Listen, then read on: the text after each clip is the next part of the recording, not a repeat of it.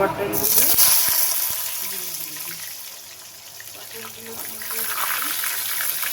গ্যাসটা জোর করে ভাজবেন। পটলের থেকে দামে জল দেবে।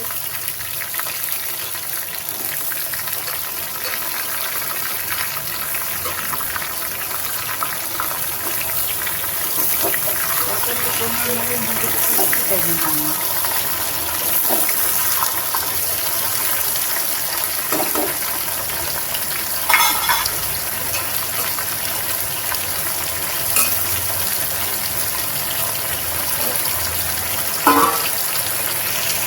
পটলগুলো ভাজা হতে থাক, আমি ততক্ষণে কিছু মশলা নিচ্ছি, আপনাদের দেখাচ্ছি। পটলগুলোকে সুন্দর লাল লাল করে ভাজি দেবেন।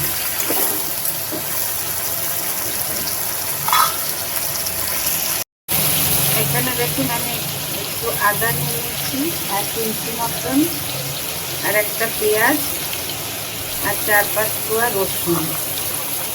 এটাকে আগে আমি পেস্ট করে নেব। এটাকে আগে পেস্ট করে নেব।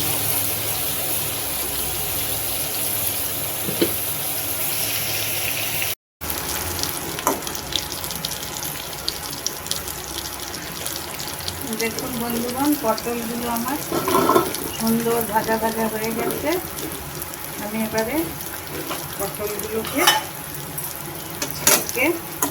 তুলে নেব।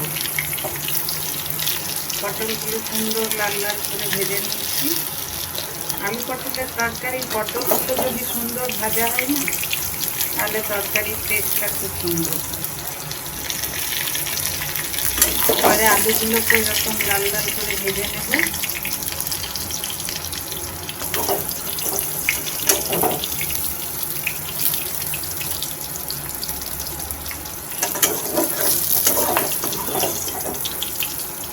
দেখুন অতটা তেল দিয়েছিলাম, পটলগুলো ভাজতে লেগে গেছে। আর একটু তেল আমার দিতে হবে, কারণ আলুগুলো ভাজবো, চিংড়ি মাছটা ভাজবো।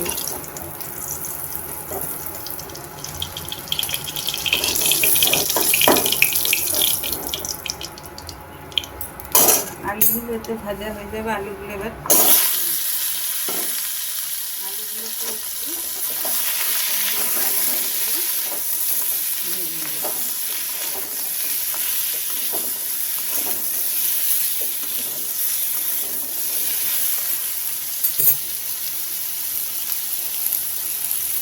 দেখুন পটলগুলো আমার সুন্দর ভাজা হচ্ছে। এবার আলুগুলোকে সুন্দর ভেজে নেব।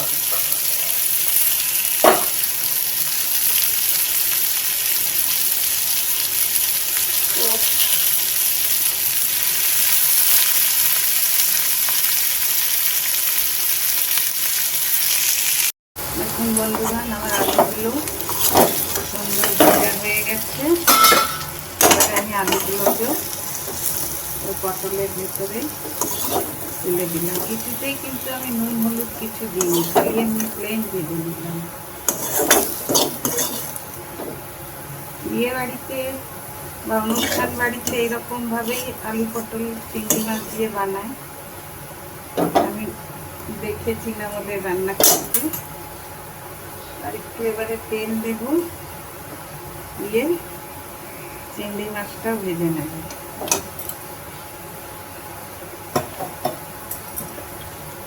দেখুন চিংড়িগুলো খুব বড় বড় আছে। চিংড়ি মাছটা ভেজে নেব। চিংড়ি মাছটা গ্যাস জোর করে ভাজবো, নয়তো এমন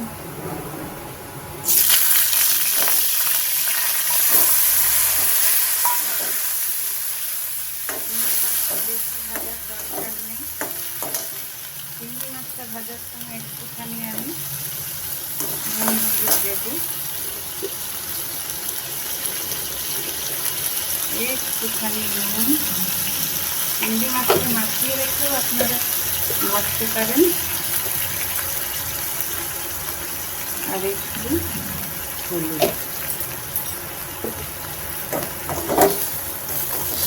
চিংড়ি মাছ সুন্দর করে ভেজে নেব।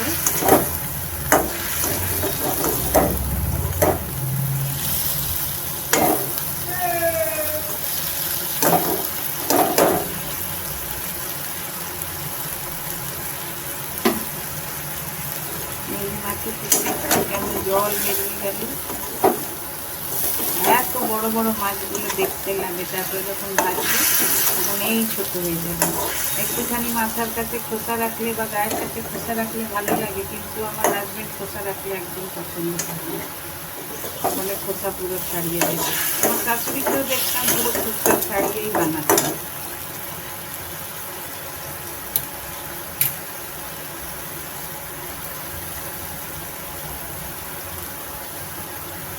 চিংড়ি মাছগুলো বেশি ভাজবো না, এখন চিংড়ি মাছগুলো কালারগুলো চেঞ্জ হয়ে গেছে। আমি চিংড়ি মাছের জুস সমেতই আমি আলু পটলের সঙ্গে এগুলো রেখে দেব।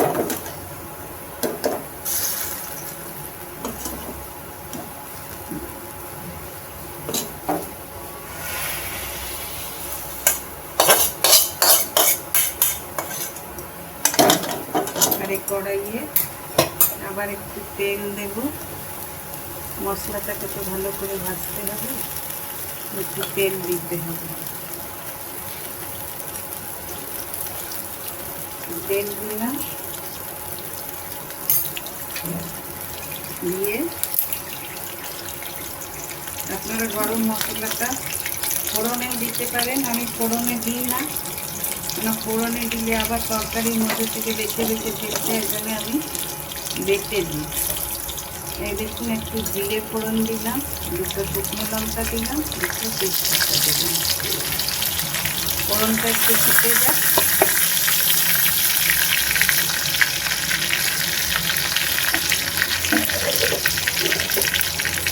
তারপরে আমি যে এখানে আদা পেঁয়াজ রসুনটা বেটে রেখেছিলাম ওইটাকে এবার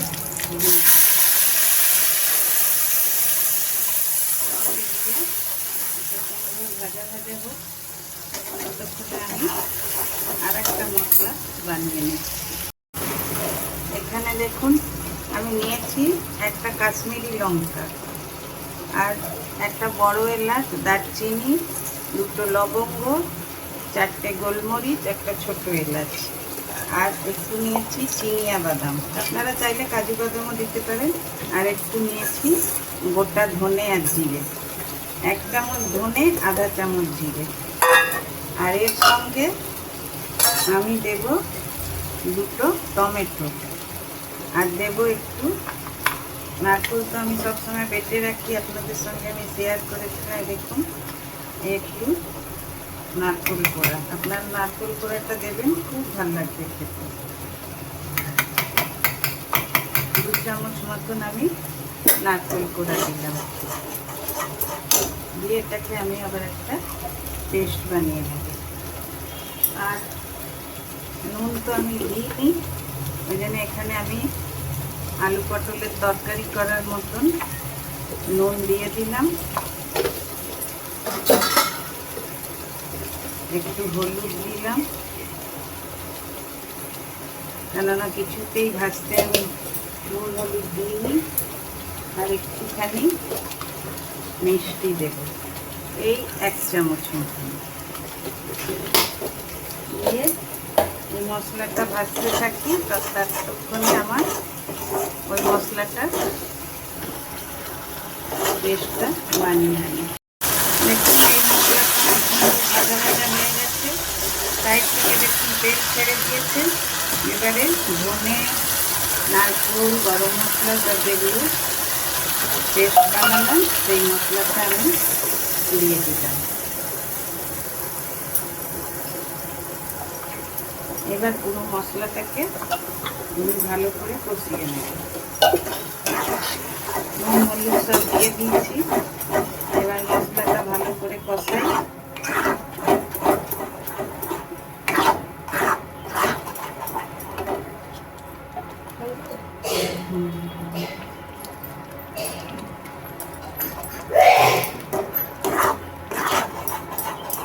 এটাকে এবারে একটা ঢাকা দিয়ে এটা কষানো হোক। দেখুন বন্ধুগণ, মশলাটা সুন্দর ভাজা ভাজা হয়ে গেছে। এবারে এখানে যে আলু, পটল আর চিংড়ি মাছ ভেজে রেখেছিলাম ওগুলো এবারে দিয়ে দেব। কড়াইটা আমার ছোট হয়ে গেল।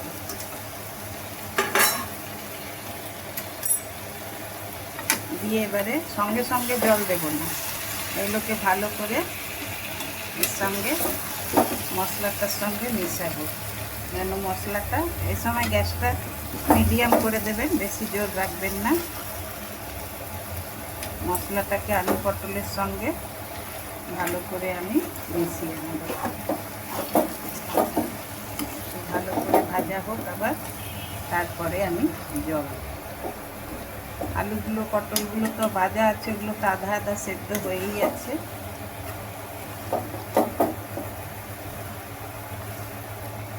এগুলো এবার একটু ঢাকা দিয়ে দেব। এই দেখুন বন্ধুগণ, আলু পটল চিংড়ি মাছের মধ্যে সুন্দর মশলাটা মিশে গেছে। এবারে আমি জল দিয়ে দেব। এটা তো বেশি ঝোল ঝোল করার দরকার নেই, মিক্সির পটটা দিয়ে একটু জল দেব। জাস্ট আলু পটলগুলো সেদ্ধ হওয়ার মতন। আর গ্যাসটাকে কম করে দেব।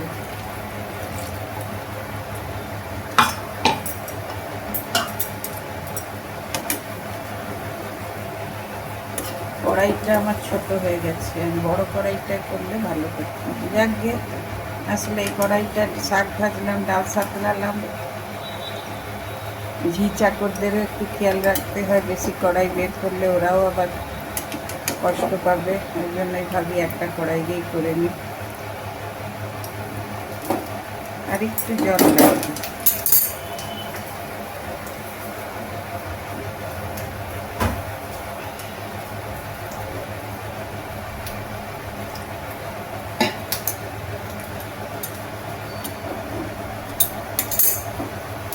গ্যাসটা কম করে দিয়েছি।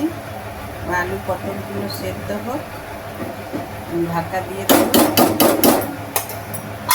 তারপরে আপনাদের দেখাবো। দেখুন বন্ধুগণ, আলুগুলো সুন্দর সেদ্ধ হয়ে গেছে। পটল তো ভাজতে ভাজতেই সেদ্ধ হয়ে গেছিলো। এই দেখুন আলুগুলো সব গলে গেছে। এতটুকু একটু মাখো মাখো থাকে। এবার আমি একটু গরম মশলার গুঁড়ো আর একটু ঘি দিয়ে দেব, দিয়ে গ্যাসটা বন্ধ করব। এটা আমার বানানো ঘি, আমি তো ঘি বানিয়েই রাখি জানেন। ঘিটা দিয়ে দিলাম, ব্যাস এবারে আমি একটা ঢাকা দিয়ে গ্যাসটা বন্ধ করি। আপনাদের যদি আমার চ্যানেলটা ভালো লেগে থাকে, আমার রেসিপিগুলো ভালো লেগে থাকে, তাহলে অবশ্যই লাইক শেয়ার আর সাবস্ক্রাইব করে দেবেন। আবার দেখা হবে আপনাদের সঙ্গে নেক্সট ভিডিওতে। Thank you, by.